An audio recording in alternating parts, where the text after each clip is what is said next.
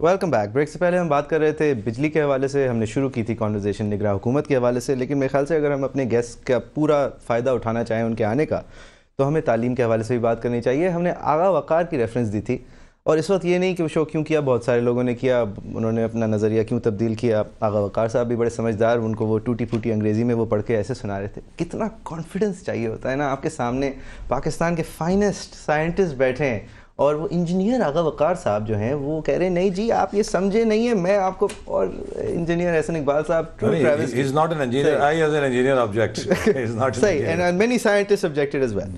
اب ایجوکیشن, جو ملک, میرا ملک, آپ کا ملک, آپ کا ملک آغا وقار کو ہضم کر لے with magnificent ratings, جو ملک یہ بات مان جائے ایک پلپٹ سے آئی ہوئی یا ایک اخبار میں چھپی ہوئی, جس ملک کے اخبار میں یہ چھپے کہ یہ بارشیں اس لیے ہوئی ہیں اس لیے امریکہ نے بادلوں کو کنٹرول کرنے کی ایک ڈیوائس انوینٹ کر دی ہے, اس کا نام ہارپ ہے, اور امریکہ جو ہے اس کے پاس اتنی طاقت ہے.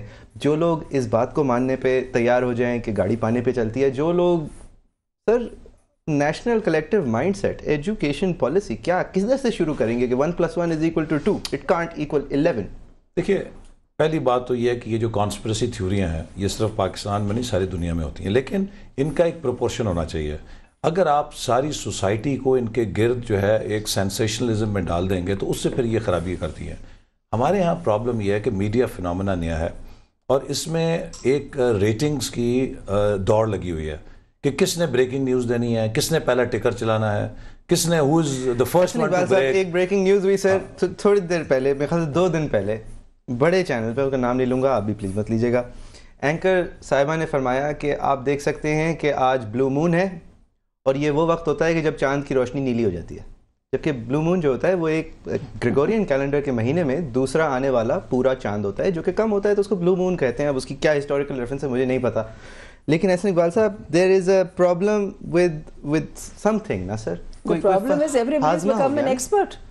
ہر اینکر پرسن جو ہے وہ ہر چیز پر ایکسپرٹ ہے, ہر قسم کی چیز پر ماہر ہے. Very quickly anti media campaign ہو رہی ہے, یہ میں نہیں چاہ رہا تھا. نہیں شہناز صاحب, میں میرا ایگزامپل آپ بھول جائیں. سوال پوچھنا چاہتی ہوں, میں آپ سے پوچھنا چاہتی ہوں, آپ 1 منٹ یہ میرا جواب دیں کہ جب ڈاکٹر پرویز ہوڈ بوائے نے واضح طور پر پہلے دن جیسے یہ خبر نکلی, ان کا آپ نے پڑھا بھی ہوگا اخبارات میں, کیوں میڈیا چینلز نے ان کی بات سارے ملک تک نہیں پہنچائی کہ جو ایک most highly educated most highly respected scientist Pakistan میں ہے, بتاؤ کیوں نہیں پہنچائے ڈاکٹر پرویز ہوڈ بوائے, ان کی بات آپ کا فرض تھا پی ٹی وی کے تھرو ان کو بلانا, کیونکہ کمرشل.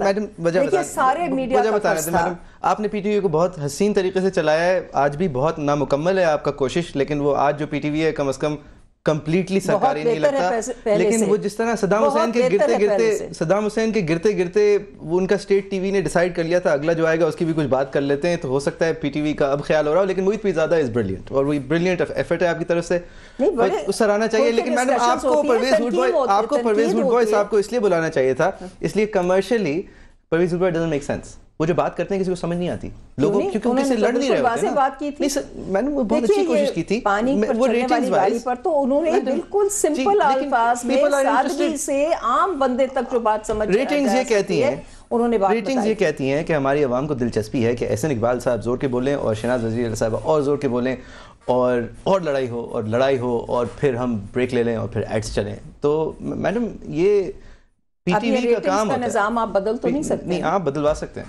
بٹ خیر. لیکن میں سے تھوڑا سا ایک آپ کو یہ ایڈ کرنا چاہوں گا کہ اب دیکھیں ہمارا ویور ہے وہ بھی میچیور ہو رہا ہے.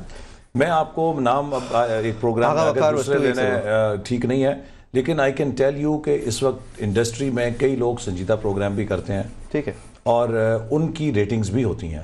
اب ہمارا جو ویور ہے نا وہ بھی سوفسٹیکیٹ ہو گیا ہے, وہ ڈیبیٹ سن کے, اب یہ آج سے 5 سال والا پہلے ویور نہیں رہا کہ جس کو نیا تماشا دیکھنے کو مل رہا ہے. انہوں نے اتنا دیکھ لیا, آج بھی دیکھتے ہیں احسن اقبال صاحب, کچھ لوگ دیکھتے ہیں, لیکن ایک بہت بڑی تعداد ایسی بھی ہے جو سنجیدہ گفتگو سننا چاہتے ہیں, اور جو لوگ who talk sense, جو پروگرامز جو ہیں وہ لوگوں کو ایجوکیٹ کرتے ہیں, لوگ ان کی پذیرائی بھی کرتے ہیں.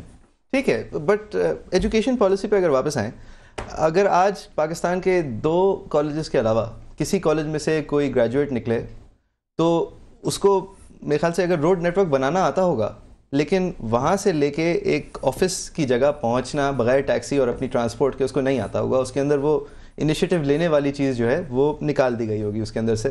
اگر میں کہتا ہوں کہ جو درمیانے جو کہ نارملی ایک یونیورسٹی گریجویٹ کے لیے نہیں ہوتا.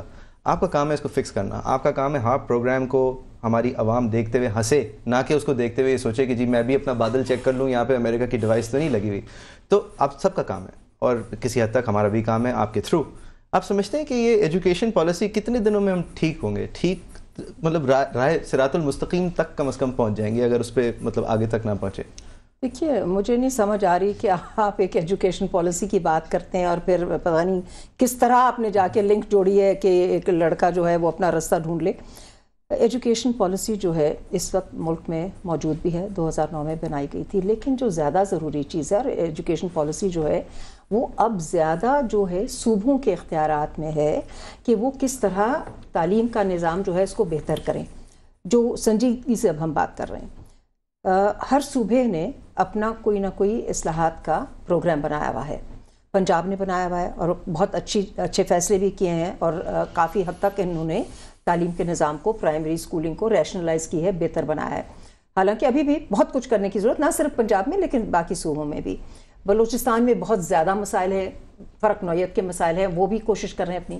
لیکن جو پوری ریاست کی طرف سے بشمول صوبے اور مرکز اور ایک معاشرہ, ہمیں میرا خیال میں جس چیز پر ہم سب کی اکٹھے مل کر میں سمجھتی ہوں کوتاہی ہوئی ہے, وہ یہ ہے کہ سال ہا سال ہر دہائی میں اگر آپ جائزہ لیں جس طرح ہمیں انویسٹ کرنا چاہیے تھا, فائنینشیل ریسورسز ڈالنی چاہیے تھی تعلیم میں, ایک پہلو یہ ہے وہ ہم نے نہیں ڈالی.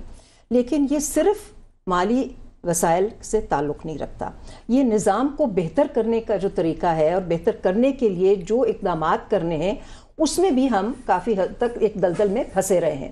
مثلاً جب تک آپ میرٹ بیسڈ ریکروٹمنٹ نہیں کریں گے, جب تک آپ اپنا تعلیم کا معیار, پرائمری اسکول کا معیار کس طرح بہتر ہوگا جب تک آپ کا کالجز اور یونیورسٹیز کا معیار بہتر نہیں ہوتا, کیونکہ آخرکار وہی ٹیچر ہے جس نے وہاں پہ آ کے پڑھانا ہے. تو ٹیچرز کی تقرری بہتر ہونی چاہیے, ان کی تنخواہیں بہتر ہونی چاہیے کہ اس کو تنخواہ ملے گو اسکول سے. یہ بہت ضروری ہے. جب میں تو ہمیشہ یہ یقین رکھتی ہوں کہ ٹیچر جو ہے وہ مرکز ہے, وہ ہر چیز کا محور ہے. تعلیم کے نظام کو بہتر کرنے کے طریقے جو ہیں, جب تک آپ ٹیچر پر فوکس نہیں کریں گے, آپ بہترین سے بہترین کمرہ بنا دیں لیکن ٹیچر پر فوکس نہ کریں, تو مالی وسائل زیادہ دینے کی ضرورت ہے. ان کے وہ کس چیز پر خرچ ہوتے ہیں؟ اگر پورا بجٹ آپ کا سیلریز پہ خرچ ہو جاتا ہے اور نہ آپ کے پاس اکوپمنٹ ہے, نہ آپ کے پاس چارٹس ہیں, نہ ٹیچنگ مٹیریلز ہیں, نہ آپ کا امتحانات کا سسٹم بہتر,